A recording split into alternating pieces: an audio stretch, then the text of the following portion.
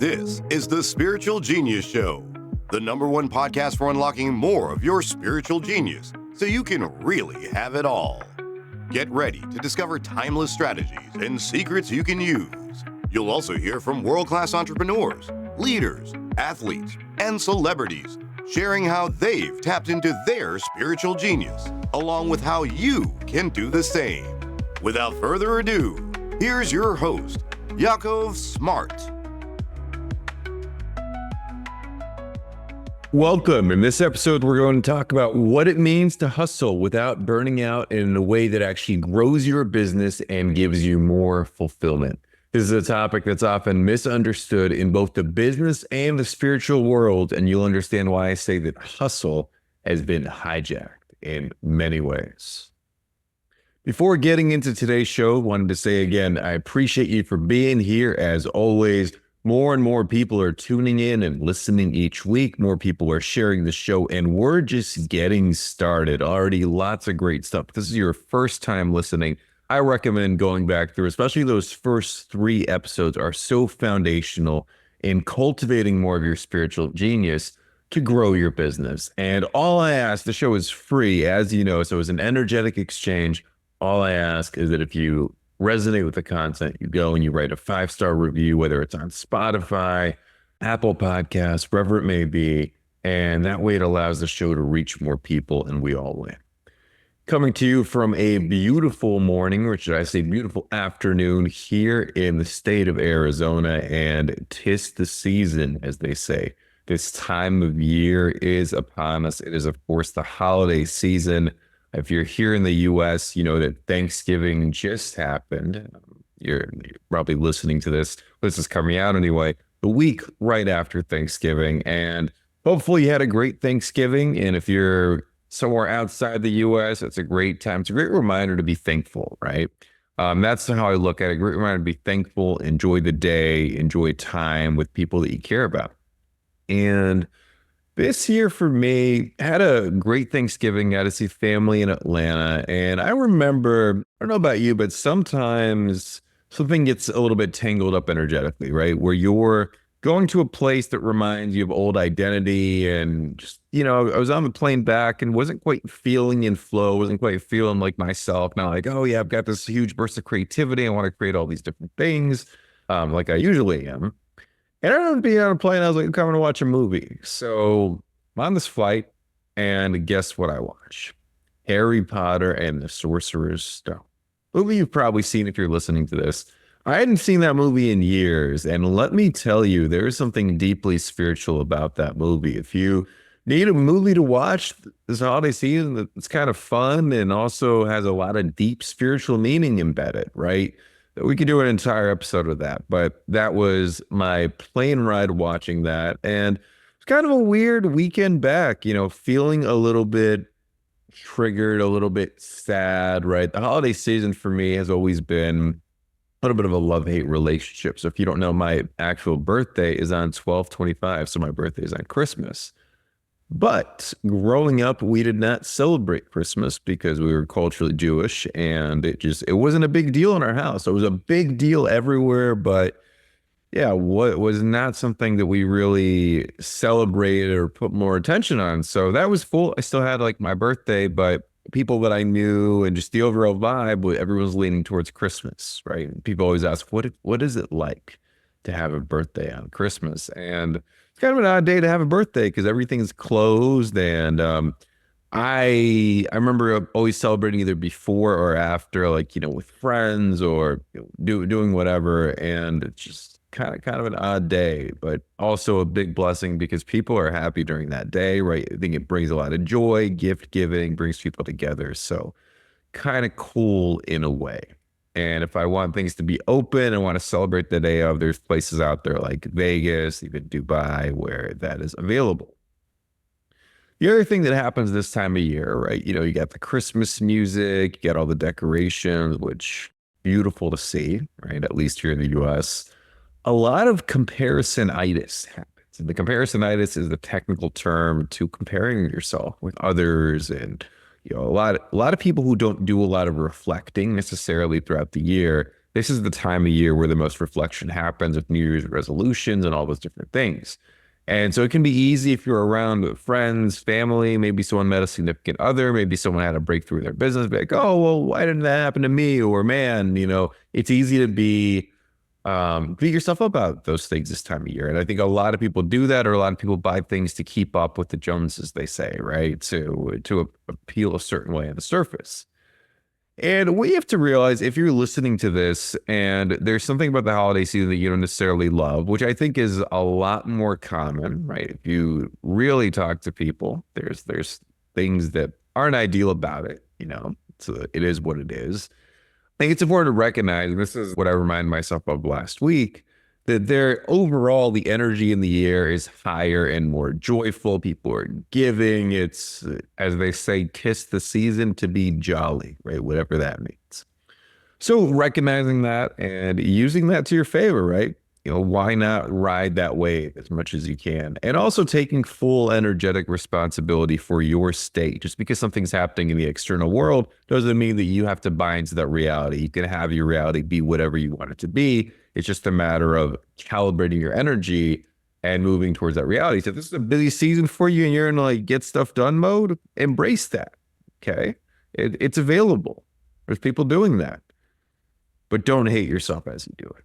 I remember one year I really embraced the get stuff done mode. We'll be talking about a hustle here in a moment, where I was like, okay, I read a book about planning and productivity, which I think a lot of that stuff is complete BS, and I'll share why in a few minutes.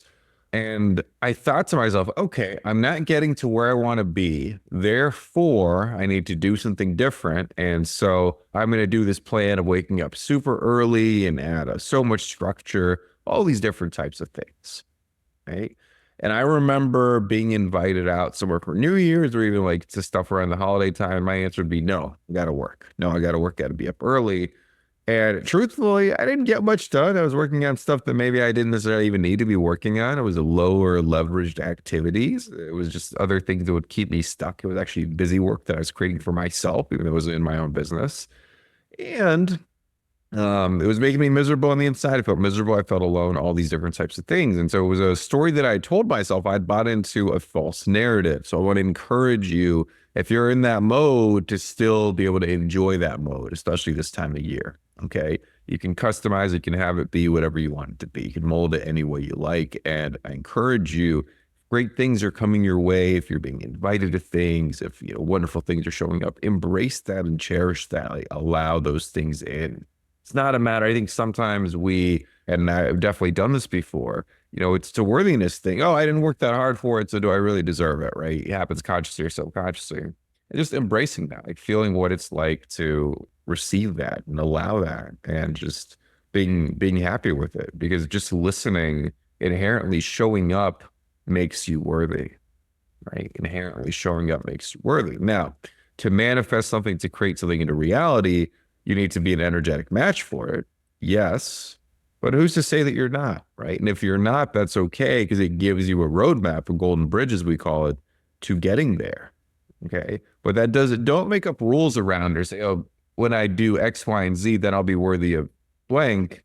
That's often a false narrative, because that comes from the ego, and that's, trying to control things rather than allowing and seeing things more objectively. Because if you're seeing things more objectively, and you recognize, for example, something in your business that you're doing that's not an energetic match, and you're very, very clear, usually that comes from an objective place.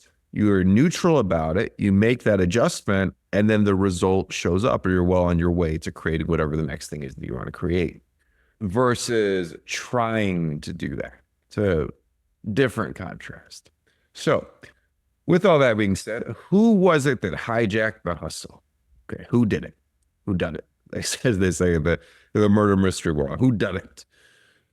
Well, let's look up the word hustle in the dictionary, which I think a lot of people hear about the hustle. How many people have actually looked it up?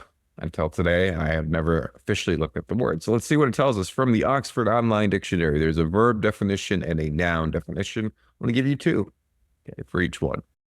Verb, force, parentheses, someone to move hurriedly or unceremoniously in a specified direction. Example, they hustled him into the back of a horse-drawn wagon. Informal definition, obtained by forceful action or persuasion. The brothers headed to New York to try and hustle a record deal. Okay, so forcing something. The noun, busy movement and activity. So there's a busyness, the hustle and bustle of the big cities, and also a fraud or a swindle. The hustle is being used to avoid the draft. Okay, so the formal definition is moving hurriedly or in a ceremoniously in a specified direction or busyness, right? And then the informal is the forceful persuasion. And even the verb is force. And if you're not familiar with David Hawkins, Dr. David Hawkins, I think I mentioned him on the show. He's got a great book called Letting Go that if you haven't read it or looked into it, if you're inspired to, highly recommend. One of my, I'd say, top 5 spiritual books. And he also has a book that I haven't read, but the concept is fairly simple to understand if you understand the energetic scale, called power versus force, right? And if you look at the energetic scale, the map of consciousness, which one day I think we'll do an entire show on because there's just so much depth there, right? Also Levels of Energy by Frederick Dodson, that's where this comes in as well. You look at it on the energetic scale, if we have a scale of 0 to 1,000, power measures up there. Power is typically in the low 500s, let's say, versus force is below 200. It's more the energy of anger. So power is exponentially more powerful than force. So it's interesting that hustle, inherently in the definition, force is a word, right? And to me, force corresponds with trying, right? And trying something versus creating something, 2 very different things, okay? So now that we've looked up the definition of hustle, I believe that it's been hijacked by 2 distinct groups of people, okay? And it's been hijacked with mostly great intentions. I think there's bad intentions on both sides, certain subgroups, but we're going to look at things in a positive outlook. It's been hijacked with mostly great intentions. Can you guess who these 2 groups of people are? There are the just be and just manifest it, man, spiritual crap. Okay. You probably know who I'm talking about or what I'm talking about listening to my voice right now. Okay. This is a message that's welcomed by a lot of people, especially if they've worked really hard and not really gotten to where they want to go. Okay. It appeals great to burnt out people because it offers an alternative and a shift. And it feels really, really good at first, especially if you're used to working your butt off. Okay. And yes, there is a lot of truth in not trying or forcing something. Okay. The problem is that this type of approach, if you're not discerning about it, easily appeals to mental masturbation. It's do nothing, and it just comes in. Not really the case. Not really. It's the whole something for nothing fallacy, right? Where you don't have to give anything and you just receive. Okay. Now, sometimes that happens, but typically when that happens, it's because you're already given something energetically. Okay. It runs on a very specific order. So it's the whole, I just do nothing. Just meditate under a tree, manifest it. Like that whole extreme way of thinking. And again, it can feel really good. It's like, yes, let's relax. Let's not hustle. Yeah, screw the hustle, man. You know, it's that type of stuff. But there's issues there. And if you've tried that for yourself, it's like the airy-fairy, new agey type of stuff. Oftentimes what happens, truth be told, people buy into this paradigm, okay? Because what it is a paradigm, simply a frame, it's simply a way of looking at the world. They're often spending all day long processing emotions or feeling into things without really acting on things in the 3-dimensional world, right? And that creates oftentimes frustration and a whole different type of burnout. It's the burnout of dwelling, right? So ironically, it creates a different type of burnout, okay? Second group is the hustle 24/7 rah-rah crowd. This message appeals to disempowered people, okay? We've all been disempowered before. Okay. And it provides some level of accountability because what is the belief system there? The harder I work, the better results I get. All I have to do is work hard. The secret to success is hard work. Okay.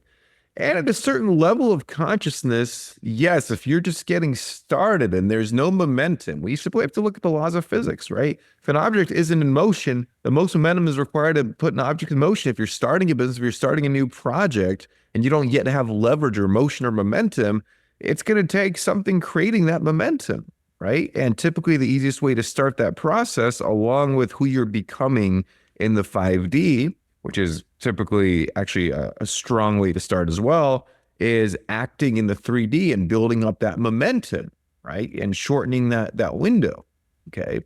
The cool thing about this, the Hustle 24/7 approach, it can give people a sense of power and control, right? So if you're new to business or if you're new to a skill and you want to get good fast, there's going to be a level of practice that happens typically, right? Even if you're a natural, to really get to mastery, it takes some practice in the 3D world, okay? And we talked about the physics of massive action leading momentum. The problem is that it's easy to get burnt out, like physically, emotionally, spiritually.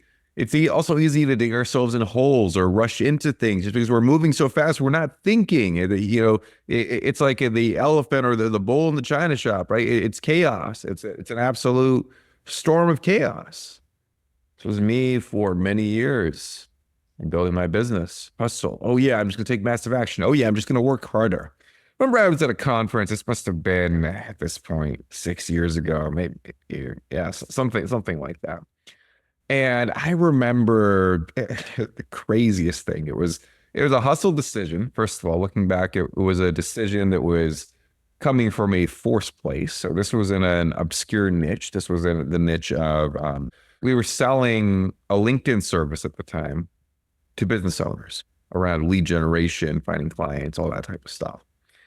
And it was a kind of a last minute decision. I'll tell you about the energetics of it because this really corresponds well to what we're talking about. So I'd heard that there was a large mastermind, there was a large event, and there was a guy that I got on a sales call with. He was kind of a typical like sales guy. And he's like, yeah, man, these people have deep pockets. You just show up, you're going to make tons of money and all this type of stuff. And I bought into it. And I invested as little as possible into getting a booth. So we ended up getting, it was me and my assistant operations manager at the time, and we ended up getting a booth that was in a little corner. It's like half the size of the other booths, where we didn't even have space to sit. Not the best location for getting like foot traffic and getting in front of people. And we had this tacky, like if you've ever imagined those big inflatable unicorns, like those full floated unicorns. So I bought one just for the event, and we had these like tacky little like note cards on it with a call to action. It looked terrible. It looked cheap. It looked forceful. It looked low end. All those different things you can imagine. We had just started our working relationship, so I'm sure she was a little embarrassed. Like, well, what are we doing with this guy? Never being there. We had a little bit of attention, but most of the action was in the actual rooms. It was in the actual conference. And one guy showed up to speak, and I had been in a mastermind group, and he was one of the facilitators for that group a few years before that. And he recognized me, and he just kind of smiled because he was walking by, and he's like, and guess what I was doing between like at the actual event? I had my laptop. I was working because I was super busy. I was trying to hustle. And he just got a smile, and he walked by, and he's like, man, you're always working, huh? I didn't really understand what he meant. The great thing is, he was speaking at that event. So I was curious how the talk would go, and he was speaking to sell. And so I was there in the room, I was taking notes, and he did very well, made like 100K or something like in that 1 hour talk. And I sat there and I was like, huh. He just came in, showed up and sit in the booth, none of this BS. And he's printing money back here. Right? That's what it seemed like. So it just goes to show, like, I was at this extreme of hustle and burning out, and I'm making these decisions and rushing into things where, we ended up pretty much breaking even. We got one customer from that. Between travel costs, cost of energy, it was a break even, if not like lots of money and time. And it was all because, I need to hustle. I need to just do more and I'll get ahead, right? And there's a fallacy there. Once again, to build initial momentum, there's some truth to it, right? If you're in a place of fear, if you look at the energetic levels, right? Being in a place of fear, massive action can overcome that, right? And sometimes it's necessary. And at the same time, as a baseline state, typically it leads to burnout, and it leads to, spinning in circles. This was me for a while in business, like being at the same revenue level, taking a lot of action, being super busy, but not really having the results to show for it, just the results of busyness and burnout and frustration. Okay. So if you've ever been there before, if that's you, listen up. okay? Because we're going to look at hustle in a more aligned way. The first thing that we have to do is we have to remove resistance around both these extremes, right? Because it's really, you understand, it's two sides of the same coin. We have two different extremes. So you have to remove the resistance around massive action, okay, and around resting or taking time to yourself or allowing goodness in, right? So what that means is being willing to experience both. Okay, that's what that means. So if you sit with it, if you get resistance, see if you can breathe it out, see if you can let it go, okay? It's removing that resistance, being willing to do both. Okay, maybe this week I'll need to take massive action. Okay, maybe this week I'm going to need to chill, rest, recharge, or this day or this hour, right? So being willing to do both. The best is in the middle. It doesn't necessarily have to be the extreme. Understanding that quote unquote productivity has a cap. I think productivity is a fine industry.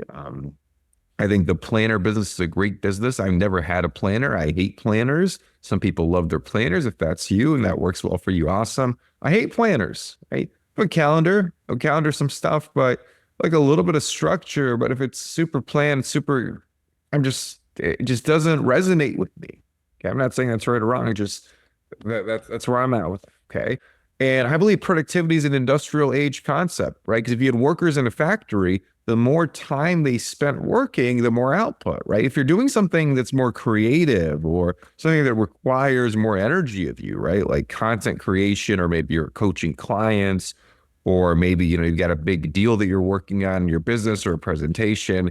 That's something that takes up more bandwidth. There's more leverage in investing your time in that, as opposed to something, if you're just, clicking buttons and doing something very menial, that becomes a productivity paradigm.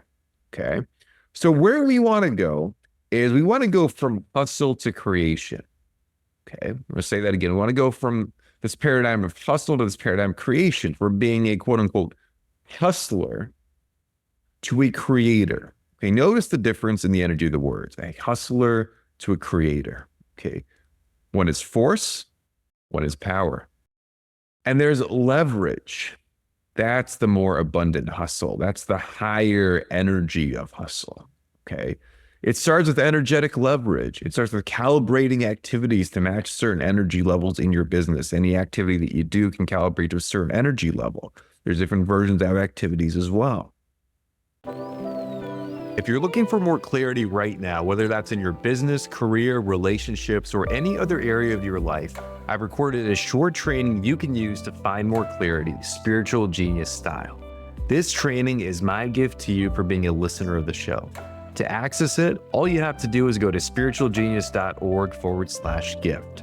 Once again, that's spiritualgenius.org/gift. Now back to the show. So as an example, it's prolific creating, right? So if you're creating content, and this is where a lot of people go wrong with, let's say, content creation. Oh yeah, to get a successful result, I have to post 5 times a day on social media. Therefore, I'm gonna take massive action. They spend all their time creating content. It's mediocre. Let's face it. It's mediocre because maybe that's not even something that they're good at or they really want to do, but they think they should do it because it's a means to an end, right? So if you're creating depth with your content or being intentional, you could be a very prolific creator. The way that I create, which I absolutely love, it's prolific. It just keeps coming. I've got constant ideas coming in and I allow that in, right? But I don't sit down. I've never done this. Maybe one day I will. It's not something that would work well for me, but some people are like, oh yeah, batch your content, sit down for 2 days a month, create it all. No, for me, it's more of a ongoing thing where I like to write daily, right? Or come up with ideas daily. It's that consistent compounding effect. I feel like that's very much lighter energetically as well. Okay. So prolific creating, it makes me think of the rapper Gucci Mane, right? I've mentioned him on the show before, right? I'm not saying that he's necessarily a high consciousness spiritual guy. Maybe he is. Maybe I don't know him personally, right? But I was reading his book recently. He's got a book called Gucci Mane's Guide to Greatness, which is actually a pretty cool, nuanced, like personal development book that I recommend. But more recently, I read his autobiography. And it's not really positioned as a self-help book. Here are the takeaways to make your life better.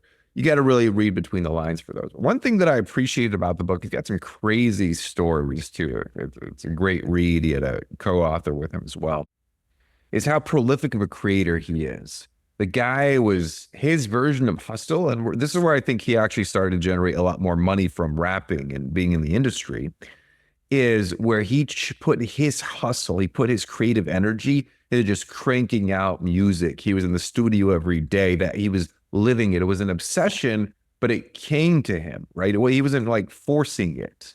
And he was doing drugs at the time, all those different things, which probably hindered stuff or maybe added to it, right? It's not what I recommend, but that was his path at the time in the book.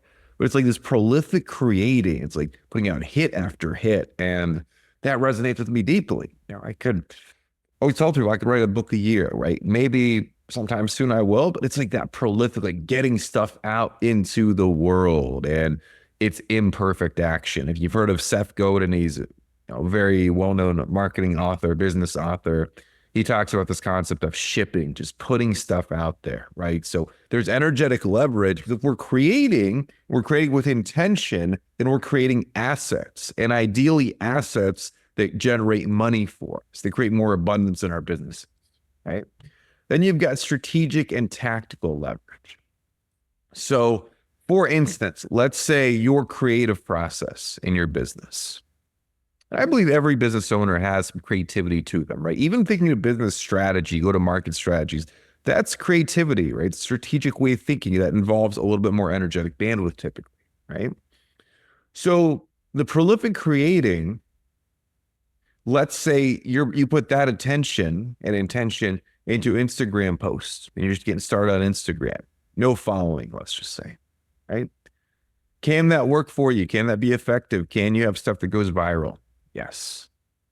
Typically, that's more of a long-term activity, though. The short-term activity to put creative bandwidth is, okay, how am I going to generate leads or start having conversations with potential prospects or a potential fit for what it is that I'm offering this week or next week or at least this month, right? What's going to be a vehicle that I can create, right? Is it a funnel? Is there a certain ad that I need to test? Is it an initial offer? There's other things that you can create, right, that are much more leveraged, where you're putting your creative bandwidth into those things, and the content creation piece takes a smaller snippet of your creative bandwidth, right? So it creates more abundant hustle versus if you're just putting most of your hustle onto these, let's say posts on Instagram or Facebook or wherever, and just, hoping that it hits. It's not the creator way, right? That's more of the hustling, trying to make something happen way. And it doesn't have those residual benefits, right? I believe creation comes with the residual benefit. That's where it creates even more abundance. That's where that compound effect really comes in. The next thing is understanding yourself and your current rhythms, okay? Also, while being able to make adjustments for different seasons and also being willing to experiment, okay? What times of day are you most creative? What times of day do you do best in certain activities? Got an episode, if you haven't listened to it yet, I believe it's episode 2 of the show. Go back, listen. It's called How to Know Yourself. A lot of different context there. Lots of things that you can explore, right? That self-awareness piece is so key, along with your zone of genius, knowing what comes naturally to you. What are you good at? Where are the skill gaps right now, right? Being aware of those things. Next thing, extremely important, coaches, consultants, mentors. Instead of learning from your own mistakes, learning from others' mistakes or having different context. And listen, books are a great starting point. Okay, if someone's written a book and it resonates with you, you listen to it, read it, it can be a great starting point to learn something. Okay. To go deeper though, investing in yourself. At this point, I've invested well over $100,000 into myself, from seminars, coaches, mentors, books, all those different things in business. Okay. And not just for business, for personal growth as well. Investing in yourself is saying yes to yourself, right? So something happens energetically when you step up, you say yes. I'm not saying be reckless, and there's nuances there, okay? But at the same time, with the right coaches, consultants, mentors, guidance, it can have a huge return, okay? And give you a lot of that energetic leverage. You just wouldn't know. It's like sometimes we don't know what questions to ask, right? We don't know what we don't know. And that's where coaches, consultants, mentors come in. Next thing, systems give you energetic leverage. SOPs, if you don't know what an SOP is, a standard operating procedure, right? I used to joke, like give that SOB an SOP, right? I used to hate those and avoid those. I still don't love writing them, but there's you can use AI to help you write them. You can have team members, other people to come up with those for you. And what it does, it adds to your energy. It frees up your energy. It adds energy into the business because it disentangles your dependency, right? Where you don't become the bottleneck, right? The more you can do that, the more leverage you have, right? Because a business has its own energy to it. Next thing, automations, without abdicating your power, without abdicating your responsibility, right? So automations, they can reduce time and save you time. You can get stuff done instead of you hustling. So for example, an email autoresponder, super easy example, right? So let's say there's 1,000 people on an email list. I mean, think about how much time it would take for you to go one by one and send them all an email, right? Versus you click one button, use an email autoresponder, a lot of these tools out there, and it sends that one email to 1,000 people. Right? How much time did you save? Probably tens of hours just by doing that one activity, okay? And the final thing that I'll mention here, right, when we add more leverage and go from hustling to creating, team members, okay? It's a whole topic in itself, right? Hiring, firing, all these different things. Typically, that's what I learned, and I remember hearing this a few times in a few different business contexts till it really stuck with me. Typically, and I've made this mistake a lot of times, when we say, okay, I want to hire someone to fix that, there's usually a fundamental issue in the foundation, or there's usually a process problem instead of a people problem, right? Especially when it comes to marketing and sales. Usually the issue to solve for is a process issue. If you're hiring someone, help them solve the process issue in collaboration with you, right? Before expecting them to execute on a process. That's typically the issue. And it's important to understand whoever you're hiring, whoever you're working with in your business, their energy levels, right? Their belief systems, their values, okay? And what activities they're best suited for, right? Because there's a saying from Traction in the EOS system by Gina Wickman, which I think is actually phenomenal for a lot of people, even if you're getting started in business. Right person, right seat. Simple as it sounds, or if you have the right person, but they're in the wrong seat. So let's say you have someone who's great at operations and admin, but you have them in a sales role, probably not going to lead to the type of results you want or they want, right? Some people have more versatility than others, but the more specific you can be. I used to be of the thought process, oh yeah, people can wear different hats just because I can, right? And debatable also, right? Because I can wear different hats doesn't mean I'm going to be exceptional at all of them, right? I'm going to be exceptional at a few different things. But it's for to understand right person, right seat, to have clear metrics, to bring objective data. And yeah, it's a process. I don't think there's ever been anyone who's been at it for a while who said, oh yeah, every hire I've made has been great. Every decision I made has been just like a 10 out of 10, right? From a learning and lesson standpoint, maybe, but there can be discrepancy there. It's like having those litmus tests, okay? And starting small, right? Starting small in that context, right? There's a saying, hire slowly, fire quickly, right? I think a lot of people do the opposite. I've certainly done the opposite a lot of the times as well. But that's a whole different, the energetics of hiring, firing, it's a whole different topic. Just wanted to bring this into the picture here, okay? Also, all of this, and as we start to wrap up, this is a really important thing. I want you to listen closely to this. Guess what all this comes back to? If we look at things spiritually and energetically, it comes back to self-love and self-trust.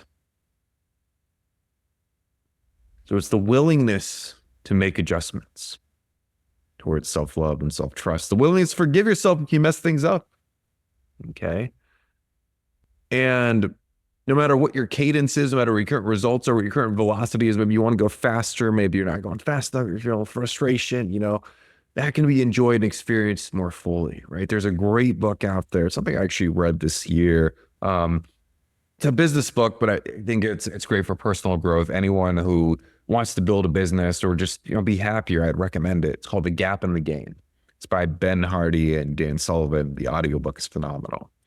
And it talks about this idea of like measuring backwards, being in the game, right? Looking at rather than being in the gap. And it's so easy for high achievers, entrepreneurs, ambitious people to be in the gap, right? What that does, there's a saying, I remember hearing something from Fred Dodson, success attracts success. Well, what does that mean, right? Well, it's like if you're in the gain, you're going to attract more gains, right? It's just easier to make decisions. It's lighter. So I wanted to mention that here. So covered a lot of ground here. Understand the hustle has been hijacked This might be one that's worth listening to a few different times because we want to go energetically from force to power, from hustling to creating. Okay. And it's going to lead to more abundance, more ease, more happiness, less burnout, all these things. If this show made an impact, if any of these points hit home, share the show with a friend. This is my PSA to make the hustle more aligned. Again, appreciate you being here as always. Make it a great rest of your week. And remember, your spiritual genius awaits. Thank you for listening to another episode of the Spiritual Genius Show. Remember to subscribe and leave a 5-star review. When you email a screenshot of your review to info@spiritualgenius.org, we'll send you access to a special training on unlocking more of your spiritual genius in your business or career. Once again, the email address to send that screenshot of your review to is info@spiritualgenius.org. And remember, as always, the content of this episode and every other episode of this show are for entertainment purposes only. No solicitations are being made of the audience, and this show is not in any way intended to provide or be a substitute for any medical, legal, or financial advice. It is strongly recommended that you consult with a licensed professional before making any and all decisions around these matters. Till next time, stay well and remember that your spiritual genius awaits.